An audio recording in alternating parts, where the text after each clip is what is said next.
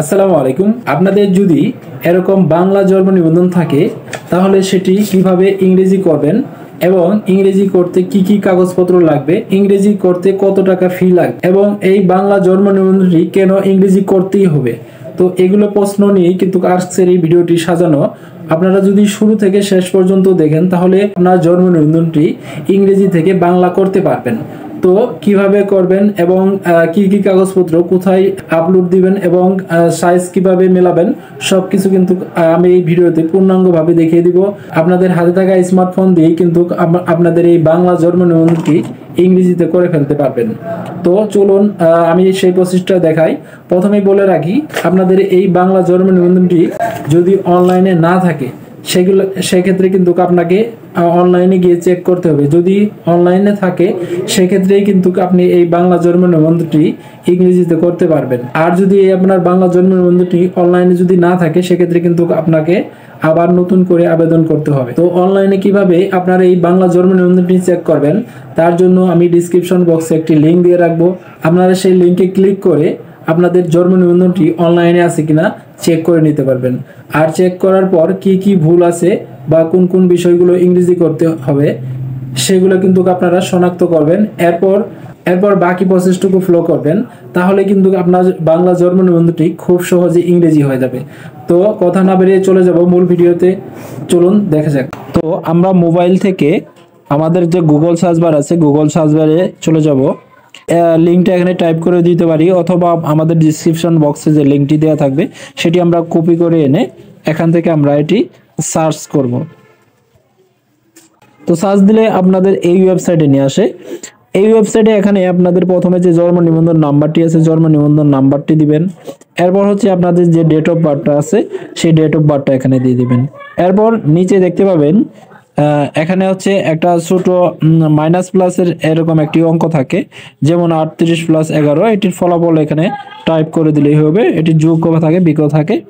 তো আমরা এটি এখান থেকে ফলাফলটা টাইপ করে দিব। এরপর এখান থেকে সার্চ এখানে ক্লিক করে দিব।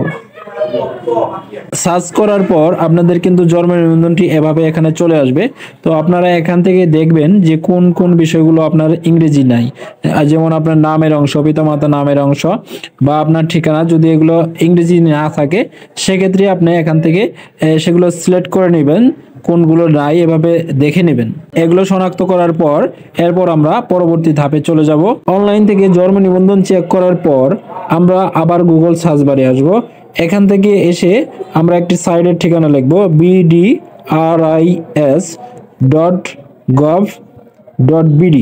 এটা লিখে আমরা কিন্তু সার্চ দিব। এটি হচ্ছে জন্ম নিবন্ধনের একটা ওয়েবসাইটের লিঙ্ক। তো আমরা এটি লিখে সার্চ দিব। এখানে আমাদের সামনে এরকম একটি পেজ চলে আসে। তো আমরা এখান থেকে উপরে যে 3 ডট আইকন দেখতে পাচ্ছি এই 3 ডট আইকন এখানে ক্লিক করে দিব। এরপর জন্ম নিবন্ধন এখানে একটু আমরা চাপ দিয়ে ধরবো। এরপর এরকম একটি পেজ আসে, আমরা একটু সাইডে ক্লিক করে দিব। এরপর এখান থেকে নিচে দেখতে পাবেন জন্ম নিবন্ধন তথ্য সংশোধন আবেদন, এখানে আমরা ক্লিক করে দিব। তো এরপর আমরা স্ক্রল করে একটু নিচের দিকে চলে যাব। এরপর এখানে দেখতে পাচ্ছেন যে আমাদের জন্ম নিবন্ধন নাম্বারটা এখানে দিতে হবে। এরপর এখানে জন্ম তারিখটা দিতে হবে। এরপর এখানে একটা ছোট ক্যাপচা কোড আছে। এরপর এখানে একটা ক্যাপচা কোড আছে, কিছু সংখ্যা এবং লেটার আছে, সেগুলো আমরা এই ক্যাপচা কোডে এখানে টাইপ করে দিব। এরপর অনুসন্ধান বাটনে এখানে ক্লিক করে দিব। তো আমরা এখান থেকে আমাদের জন্ম নিবন্ধন নাম্বারটি দিয়েছি এবং জন্ম তারিখ দিয়েছি এবং ক্যাপচা কোডটা এখান থেকে ফিল আপ করে দিয়েছি। এরপর অনুসন্ধান এখানে আমরা ক্লিক করে দিলাম। অনুসন্ধানে ক্লিক করার পর নিচে দেখতে পাবেন আপনাদের জন্ম তারিখ, নাম, পিতামাতার নাম, এগুলো এখান থেকে দেখতে পাবেন। এরপর আরেকটু এদিকে স্ক্রল করলে এখান থেকে নির্বাচন করুন, এখানে ক্লিক করে দিবেন। এরপর এখান থেকে কনফার্ম এখানে ক্লিক করে দিবেন। এরপর কিন্তু আপনাদের এখান থেকে বাকি প্রসেসটুকু করতে হবে। মোবাইলে কিন্তু ছোট স্ক্রিনে আপনাদের কিন্তু দেখতে একটু কষ্ট হবে, সেজন্য আমি আমার ডেস্কটপ থেকেই আমার পরের অংশটুকু দেখানোর চেষ্টা করব। মোবাইল, ডেস্কটপ এবং কম্পিউটারে প্রায় একই রকম, এরকম ধাপগুলো কিন্তু একই রকম সিস্টেম। তো আমরা মোবাইল থেকে এরপর পিসিতে চলে আসলাম। এখানে আসার পর প্রথমে আমরা দেখতে পাচ্ছি যে সর্বোচ্চ 3 বার জন্ম নিবন্ধন সংশোধন আবেদন করা যাবে। তো আপনাদের যদি এরকম লেখা থাকে যে সর্বোচ্চ 3 বার জন্ম নিবন্ধন সংশোধন আবেদন করা যাবে, এক্ষেত্রে অবশ্যই আমাদের যে আবেদনগুলো হবে অবশ্যই সেগুলো কিন্তু সতর্কতার সহিত করতে হবে, যাতে একবারেই আমরা আমাদের যে সংশোধনগুলো আছে আমরা সবগুলো এক আবেদনেই সংশোধন করে নিতে পারি। তো এরপর সংশোধিত তথ্য নির্বাচন করুন। এখানে বিষয় সিলেক্টের এখানে যদি ক্লিক করেন আপনি এখান থেকে দেখতে পাবেন যে পিতার নাম বাংলা, মাতার নাম বাংলা, পিতার নাম ইংরেজি, মাতার নাম ইংরেজি, নামের প্রথম অংশ বাংলায়, নামের শেষ অংশ বাংলায়, নামের প্রথম অংশ ইংরেজি, নামের শেষ অংশ ইংরেজি। তো আমাদের বিষয় কি ছিল, আমরা হচ্ছে আমাদের যে জন্ম নিবন্ধন সেটি বাংলা আছে কিন্তু ইংরেজিতে নাই। তো আমাদের যে বিষয়গুলো ইংরেজিতে দরকার সেগুলো আমরা এখান থেকে ইংরেজি এখান থেকে সিলেক্ট করে নেব। যেমন আমার পিতার নাম যদি ইংরেজিতে না থাকে, প্রথমে আমার পিতার নামটি এখান থেকে সিলেক্ট করে দিব। এরপর আমার পিতার নাম ইংরেজিতে কি আছে সেটি এখান থেকে আমরা টাইপ করে দিব। তো এখানে আমাদের সংশোধিত নামটা দেওয়ার পর এরপর সংশোধনের কারণ নির্বাচন করুন। এখানে আমাদের ভুল লিপিবদ্ধ করা হয়েছিল, এটি চেকমার্ক করে দিব। এরপর এখান থেকে আরো তথ্য সংযোজন করুন, এখানে আবার ক্লিক করে দিব। এরপর এখান থেকে বিষয়টি আবার নির্বাচন করে দিব।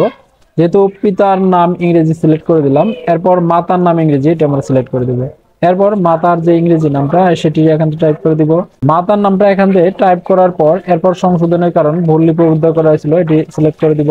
এরপর আরো তথ্য সংযোজন এখানে ক্লিক করে দিব। এরপর আবার এখান থেকে আরেকটি বিষয় নির্বাচন করব, নামের প্রথম অংশ ইংরেজি।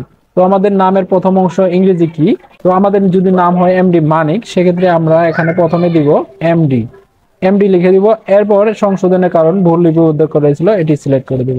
এরপর আমাদের নামের শেষ অংশটা ইংরেজি করার জন্য আরো তথ্য সংযোজনে ক্লিক করে দিলাম। এরপর এখান থেকে আমাদের নামের শেষ অংশ ইংরেজি এটি সিলেক্ট করে দিলাম। এরপর এখান থেকে আমাদের যে নামের শেষ অংশ সেটি এখান থেকে টাইপ করে দিব। এরপর সংশোধনের কারণ ভুল লিপিবদ্ধ করেছিল এটি সিলেক্ট করে দিলাম।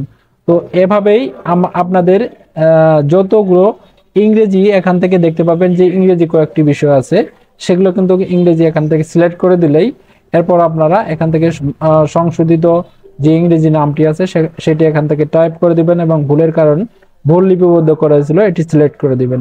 এরপর যদি জন্ম নিবন্ধনে আরো কিছু তথ্য ভুল থাকে আপনার সেখান থেকে কোন বিষয় ভুল আছে একবারে কিন্তু সব আবেদন করতে পারবেন। এখানে যে বিষয়টি এখান থেকে ভুল আছে সেটি আপনারা এখান থেকে সিলেক্ট করে নেবেন, এরপর ভুলের কারণ এবং এরপর সঠিক তথ্যটি এখানে টাইপ করে দিবেন।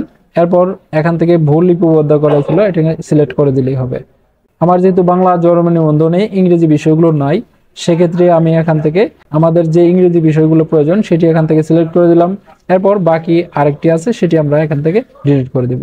এরপর এখানে আমাদের জন্মস্থানের ঠিকানা যদি আমাদেরকে সংশোধন করতে হয় বা ইংরেজি নাই, সেক্ষেত্রে আমরা কি করব, এখানে একটি চেক মার্ক করে দিব। চেক মার্ক করে দেওয়ার পর এখান থেকে আমাদের যে দেশ আছে সেটি সিলেক্ট করে দিব। এরপর এখান থেকে আমাদের বিভাগ যে আছে সেটি এখান থেকে সিলেক্ট করে দিব। এরপর জেলা সিলেক্ট করে দিব। এরপর এখান থেকে আমাদের সিটি কর্পোরেশন বা যে এলাকায় আছে সেটি সিলেক্ট করে দিব। এরপর এখান থেকে ওয়ার্ড বা অঞ্চল এটি আমরা সিলেক্ট করে দিব। এরপর এখান থেকে ওয়ার্ড এটিও আমরা সিলেক্ট করে দিব। তো আপনাদের সংক্ষেপে দেখানোর জন্য আমি এখান থেকে সবকিছু টাইপ করে নিয়ে আসলাম। তো আপনারা এখান থেকে দেখতে পাবেন যে প্রথমে আমাদের যে ডাকঘর সেটি বাংলা লিখেছি, এরপর এখান থেকে ইংরেজিতে আমি টাইপ করে দিয়েছি। তো এরপর পাড়া মহল্লার নাম আছে সেটি আমি ইংরেজিতে পাড়া মহল্লা এটি আমরা প্রথমে এখানে বাংলা লিখবো, এরপর পাশেই ইংরেজি টাইপ করে দিব। এরপর এখান থেকে বাসা বা সড়ক যে হোল্ডিং নাম্বারটি আছে সেই বা বাড়ির নাম আছে সেটি আমরা এখান থেকে দিব। এরপর এখান থেকে আমরা সেটি এরপর এখান থেকে এসে সেটি ইংরেজি টাইপ করে দিব।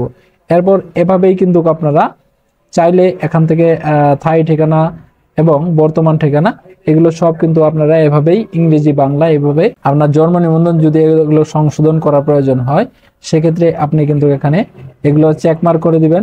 এরপর এখান থেকে সবগুলো সুন্দরভাবে এখান থেকে বাংলা ইংরেজি টাইপ করে দিবেন। এরপর এখানে দেখতে পাচ্ছেন যে আমাকে এখানে সংযোজনে ক্লিক করে আমাকে ফাইল আপলোড করতে হবে।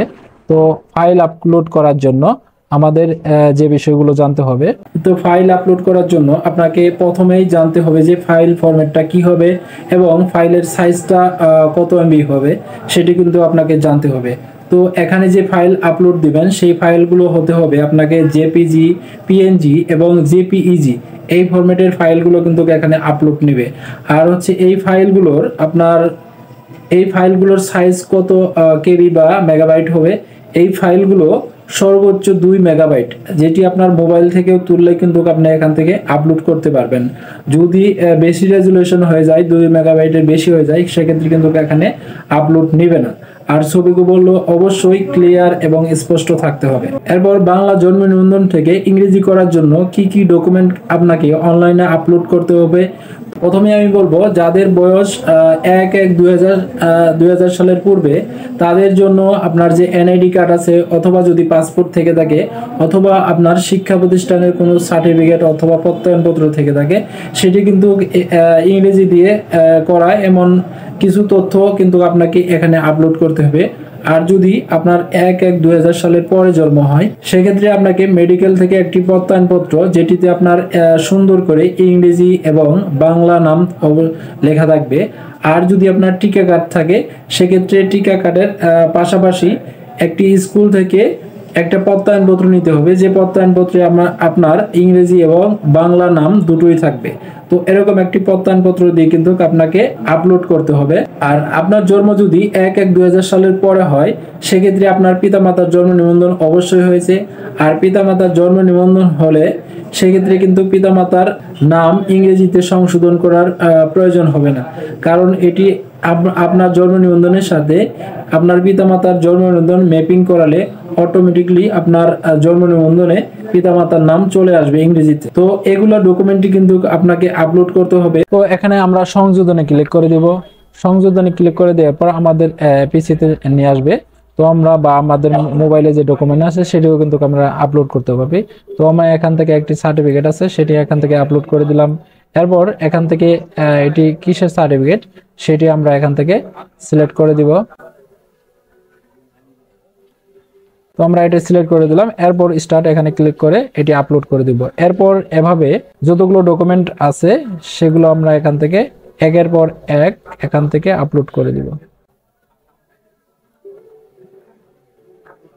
তো এখান থেকে এভাবেই আমাদের যতগুলো ডকুমেন্ট আছে সেগুলো আমরা স্ক্যান করে রাখবো, বা মোবাইল থেকে ছবি তুলে রাখার পর সেগুলো এখান থেকে আপলোড করে দিব। আমরা এখান থেকে যত ডকুমেন্ট আমরা বেশি দেখাতে পারবো, তত কিন্তু আমাদের সংশোধনটা দ্রুত হয়ে আসবে। তো এরপর এখান থেকে নিচে দেখতে পাবেন আবেদনকারীর তথ্য। এখান থেকে আপনি যদি নিজে আবেদন করেন, নিচে এখান থেকে সিলেক্ট করে দিবেন, বা অন্য কেউ আবেদন করলে সেটি এখান থেকে সেই অপশনটা এখান থেকে সিলেক্ট করে দিবেন। এরপর আপনি নিজ হলে এখান থেকে আপনার নামটা দেখতে পাবেন। এরপর এখান থেকে যে মোবাইল নাম্বার আছে সেই মোবাইল নাম্বারটি দেখতে পাবেন। যদি মোবাইল নাম্বার না থাকে, এখানে মোবাইল নাম্বারটি বসিয়ে দিবেন। এরপর ওটিপি পাঠান এখানে ক্লিক করে দিবেন। ওটিপি বাটনে ক্লিক করার পর আপনার মোবাইলে 6 সংখ্যার একটি ওটিপি চলে যাবে। সেই ওটিপিটা পাওয়ার পর আপনি 10 মিনিটের ভিতরে এই ফাঁকা জায়গায় এখানে আপনার ওটিপিটা লিখে দিবেন এবং সাবমিটে ক্লিক করে দিবেন। এরপর আপনাকে এরকম পেজে নিয়ে আসবে। এখানে আপনি দেখতে পাবেন আপনার অ্যাপ্লিকেশন আইডি নাম্বারটা এখানে দেখতে পাবেন। অ্যাপ্লিকেশন আইডি নাম্বারটা কপি করে রাখবেন এবং পিন করুন এখানে ক্লিক করে দিবেন। এরপর যদি আপনাদের সামনে এরকম পেজ দেখায়, এরকম অপশন দেখায়, তো আপনারা এখান থেকে এটি কেটে দিবেন এবং আবার হোমে চলে যাবেন। হোম থেকে জন্ম নিবন্ধনে ক্লিক করে দিবেন। এরপর জন্ম নিবন্ধন আবেদনপত্র প্রিন্ট করুন এখানে ক্লিক করে দিবেন। এখানে ক্লিক করে দেওয়ার পর আপনারা প্রথমেই আবেদনের ধরনটা এখানে সিলেক্ট করে দিবেন। আবেদনের ধরনটা এখান থেকে সিলেক্ট করুন, জন্ম নিবন্ধন সংশোধনের আবেদনপত্র। এরপর হচ্ছে এখানে আপনার যে অ্যাপ্লিকেন্ট আইডিটা আছে আপনি আইডিটা দিয়ে দেবেন। এরপর এখান থেকে জন্ম তারিখটা দিয়ে দেবেন। জন্ম তারিখটা দেওয়া হয়ে গেলে এরপর নিচের দিকে দেখতে পাবেন প্রিন্ট, এখানে ক্লিক করে দিলেই আপনার যে জন্ম নিবন্ধন আবেদনের 2 পাতার একটি প্রিন্ট কপি আছে, সেই প্রিন্ট কপিটা আপনি এখান থেকে পেয়ে যাবেন। এখান থেকে প্রিন্ট কপিটা আপনারা ডাউনলোড করে নেবেন। ডাউনলোড করে প্রিন্ট করে নেবেন।